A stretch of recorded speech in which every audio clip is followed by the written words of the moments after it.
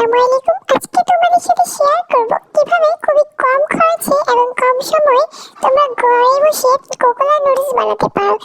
প্রথমে কোকোলা নুডলস গুলোকে নিয়ে প্যাকেট থেকে বের করে তারপর এগুলোকে পানিতে দিয়ে সিদ্ধ করে নিতে হবে। আর এখানে কিন্তু আমার অনেক পরিমাণে জিনিস লাগবে এরকমই না।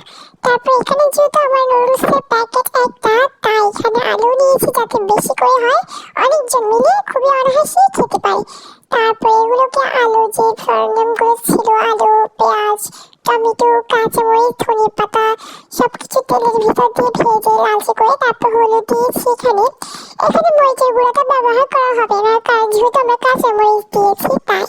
তারপর এখানে একটি ডিম ভেজে নিয়ে ডিমটাকে ভেঙে দিয়ে তারপর এটাকে ভালোভাবে মিশ্রণগুলোর সাথে মিশিয়ে নিতে হবে। তারপর এখানে নুডলসগুলোকে ঢেলে দিতে হবে। ঢেলে দেওয়ার পর একটু নাড়াচাড়া করে নিতে হবে। তারপর এখানে যে টেস্টি মশলাটা ছিল নুডলসের ভিতরে, সেটা দিয়ে ভালোভাবে নেড়ে চেড়ে নিলে রেডি হয়ে যাবে নুডলস। এটা কিন্তু খুবই সহজ পদ্ধতিতে বানানো, তোমরা বাসায় ট্রাই করতে পারো। অবশ্যই চ্যানেলটি সাবস্ক্রাইব করবা। বাই।